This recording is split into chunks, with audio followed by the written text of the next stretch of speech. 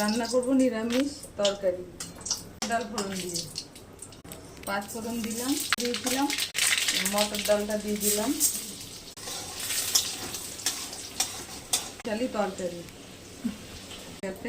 এতে কাঁচা কলা আলু আছে, আদা কাঁচা লঙ্কা বেটে দেবো আর জিরের গুঁড়ো দেবো। মূলো পটল ডাটা দিয়ে দিলাম,